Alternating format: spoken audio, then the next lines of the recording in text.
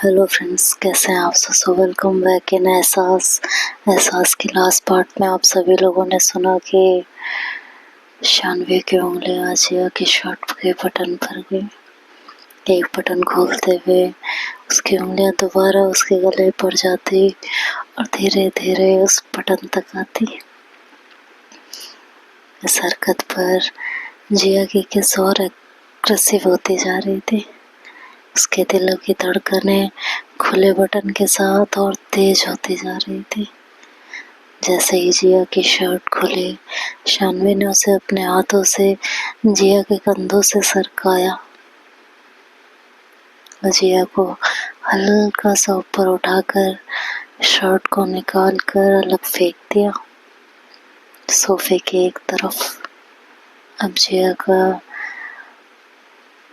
गरम और मजबूत सीना शानवी के सामने था, जो उसके हर सांस के साथ ऊपर नीचे हो रहा था। शानवी के हाथ जिया के सीने पर गए। उसकी त्वचा की गर्माहट महसूस करते हुए उसने जिया के सीने पर अपने होंठ रख दिए और एक गर्म चुम्बन दिया और फिर धीरे धीरे जिया की गर्दन की तरफ बढ़े, हर इंच पर अपने सांसों की गर्माहट छोड़ते हुए। जिया ने एक आह भरी। शानवी के स्पर्श में पूरी तरह से डूबते हुए उसके हाथ शानवी के गीले बालों में उलझ गए थे, उन्हें सहलाते हुए। फिर उसके हाथ धीरे धीरे शानवी की नाइटी के किनारों पर गए। उस सिल्की गहरे लाल रंग की नाइटी को जिया ने खुद शानवी को दिया था और अब वह उसे शानवी के बदन से जुदा करने जा रही थी। जिया ने शानवी के कंधों से धीरे धीरे नाइट गाउन को नीचे सरकाया। शानवी ने भी जिया का साथ दिया, अपने हाथ उठाकर उसे हटाने में मदद की। जैसे जैसे नाइट गाउन शानवी के जिस्म से अलग हो रही थी, जिया की आंखें शानवी के हर मनमोहक हिस्से को अपनी नजरों में कैद कर रही थी। उसने शानवी के कंधों को छूमा, फिर धीरे धीरे उसके हल्के उठे हुए सीने पर अपने होंठ रखे, हर मोड़ हर उभार को सहलाते हुए। शानवी की हर सांस तेज होती जा रही थी। उसके जिस्म में एक अजीब सी थरथराहट होने लगी थी।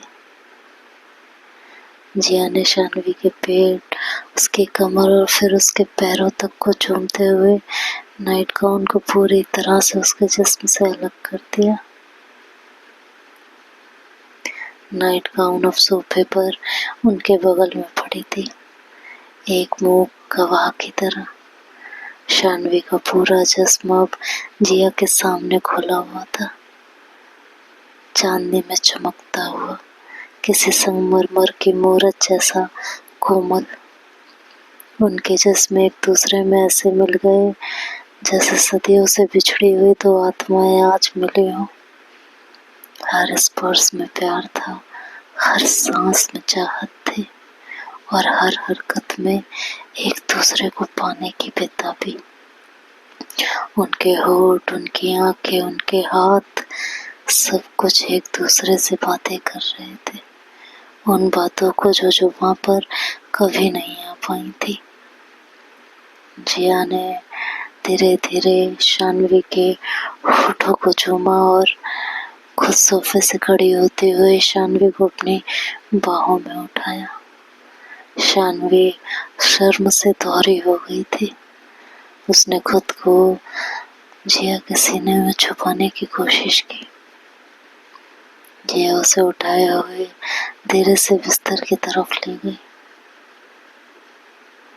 अब उन्हें सोफे पर नहीं बल्कि उस बिस्तर पर एक होना था जहाँ शानवी ने रात भर जिया के लिए बेचैनी महसूस की थी। बिस्तर पर गिरते ही अब उनके जिस्म एक दूसरे में और गहराई से समाने लगे थे। बिस्तर पर गिरते गए गाने के बोल अब भी हल्के हल्के बज रहे थे और बोल हाय, मोहब्बत भी क्या चीज होती है यार। हाँ? कितनी बेचैन हो के तुमसे मिली, तुमको क्या थी खबर थी मैं कितनी अकेली, जो है दरमिया एक पर्दा, इसे जाने मन अब हटा दे, यही फासले कह रहे हैं, चलो दूरियों को मिटा दे, न कोई तमन्ना है न कोई हसरत, मुझे तो सनम बस तुम्हारी है चाहत। खैर, इस धुन में उनके जिस्मों का मिलन दो रूहों का संगम बन रहा था। हर डर, हर हिचकिचाहट उस पल में कहीं गुम हो रही थी। उनके बीच प्रेम और असीम चाहत थी जो उन्हें एक दूसरे में पूरी तरह डुबो रही थी। शानवी की आंखें बंद थी, चेहरे पे पसीना था, होठों से हल्की हल्की आहें निकल रही थी, होठ हल्के से खुले हुए थे, एक मीठी आह भरते हुए। जिया ने एक बार फिर से उसके होठों को चूमा और फिर धीरे धीरे उसके चेहरे, उसकी गर्दन और उसके कंधों पर अपने होठों को घुमाया। शानवी के जिस्म पर जिया के स्पर्श से रोम रोम सहर उठा, जैसे कोई अदृश्य तरंग उसके भीतर दौड़ रही हो। धीरे धीरे होठ क्लीविज से होते हुए उभारों तक पहुंच गए थे। जैसे ही होठों ने उभारों को अपने होठों में कैद किया, शानवी के मुंह से एक मादक आवाज निकली और हाथ जिया के बालों में चले गए, अपने उसके चेहरे को अपने उभारों की तरफ खींचने लगे थे। और जिया एक उभार से दूसरे उभार पे उसके होठ घूम रहे थे, सफर कर रहे थे। शानवी की सांसें और सीना ऊपर नीचे हो रही थी। उसने जब उसकी सहन शक्ति से बाहर हो गए तो उसने जिया के बालों को जोर से पकड़ उसका चेहरा अपने होठों की तरफ खींच लिया और होठों से होठ मिला दिए थे। अब जिया के हाथ धीरे धीरे उभारों पे पहुंचे, उन्हें सहलाते हुए शानवी की पीठ से होते हुए उसके निजी अंगों की तरफ बढ़े। जैसे ही जिया की उंगलियों ने शानवी के सबसे संवेदनशील हिस्से को छुआ, शानवी के मुंह से एक तीखी चीख निकली। चीख दर्द की नहीं बल्कि असीम उत्तेजना और पूरी तरह से समर्पित होने की थी। उसका बदन अचानक से अकड़ गया था, जैसे उसमें कोई बिजली का कोई तेज करंट दौड़ गया हो। सांसें रुक सी गई थी और फिर एक गहरी लंबी आह के साथ बाहर निकली।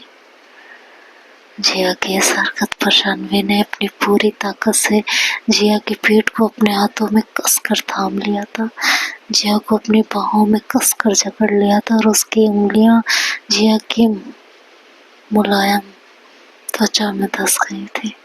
उसके नाखून जिया की पीठ में गड़ गए थे और उस पल के असीम आवेग में उसे होश ही नहीं था कि वो क्या कर रही है। नाखून धंसते जा रहे थे, जिया के मुंह से दर्द की आह निकल रही थी। शानवी का जिस्म पसीने में भीग रहा था और मुंह से तेज चीखें निकल गई थी। तभी एक जोरदार धक्का लगा। शानवी बिस्तर से एक तरफ लुढ़क गई। उसकी आंखें तेजी से खुली और वो हड़बड़ा कर उठी, पूरी तरह से भ्रमित। समझ नहीं आ रहा था कि हो क्या रहा है। अवंतिका आंखों में नींद, बाल बिखरे हुए दर्द से कराहते हुए बोली, यार शानवी क्या कर रही है, मार डालेगी क्या? उफ, नाखून मार दिया। हाय राम, सुबह सुबह ये कैसी आफत आ गई मेरे ऊपर। शानवी को तो जैसे काटो तो खून में वो सफेद पड़ चुकी थी। वो आंखें मलती हुई इधर उधर देख रही थी। नींद टूट चुकी थी, लेकिन कुछ समझ नहीं आ रहा था कि वो कहाँ है, क्या हुआ और मैं कहाँ थी। और ये जिया की जगह अवंतिका मेरे रूम में क्या कर रही है? कमरे की चांदनी की जगह सुबह की हल्की रोशनी आ रही थी। उसे कुछ समझ नहीं आ रहा था कि अभी अभी उसके साथ ये क्या हुआ है। शानवी ने हकलाते हुए अभी भी आधी नींद में बोली, तुम यहाँ कब आई? मेरे कमरे में कब आई तुम? मेरे ससुराल में तुम क्या कर? अवंतिका उसे हैरानी से देख रही थी। शानवी और अवंतिका की चीखें सुनकर दोनों अंदर आ चुके थे। शानवी भी बेड से नीचे गिरते ही अवंतिका को देखकर उतनी ही जोर से चीखी थी जितनी अवंतिका चीखी थी उसके नाखून लगने से। अवंतिका ने उसे घूर कर देखा, मुंह बनाते हुए कहा, तेरा ससुराल नहीं तो अपने मायके में, ससुराल से बाहर आ जा, वापस आ जा। क्या किया ये तुमने? अवंतिका मुंह फुलाते हुए पीठ सहलाते हुए बोली कि देखिए क्या किया। आरुषि और दीपिका भी रूम में आ चुके तो उन्होंने कहा, क्या हो गया? हाँ, अवंतिका ने कहा, सुबह सुबह क्या किया ये तूने? शानवी ने कहा, तो उसे थोड़ा होश आया। उसने खुद को संभाला और कहा, तो तुम यहाँ कब आई फिर? मेरे कमरे में रात में तो मैं अकेली थी ना, तो तुम मेरे कमरे में कब आई?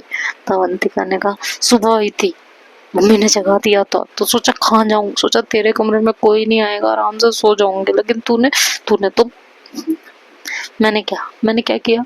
वो आरुषि और दीपिका की तरफ देखकर बोले। दीपिका और आरुषि सिचुएशन को समझने की कोशिश कर रहे थे।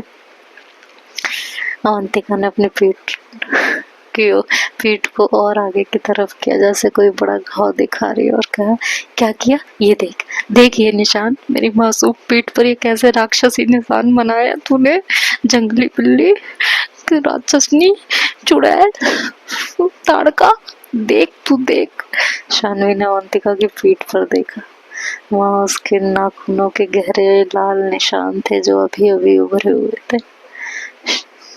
आरुषि और दीपिका की नजर भी उन निशानों पर गई। शर्म और डर से शानवी का चेहरा लाल हो गया था।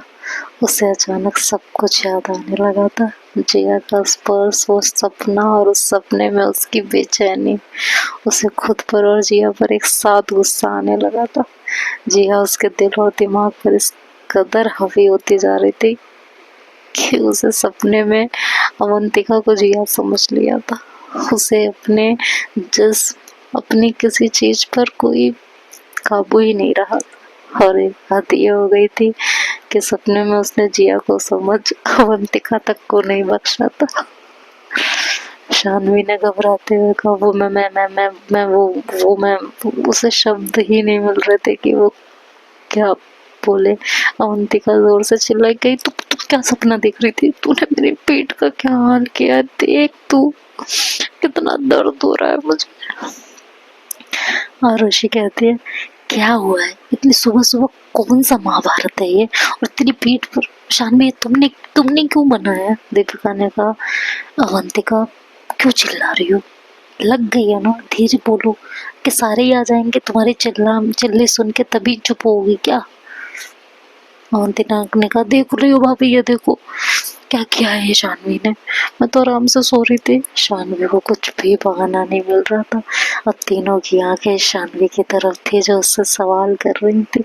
शानवी को समझ नहीं आ रहा था कि वो आखिर क्या जवाब दे। तो आगे क्या होगा ये नेक्स्ट पार्ट में सुनेंगे। तब तक के लिए बाय बाय, टेक केयर।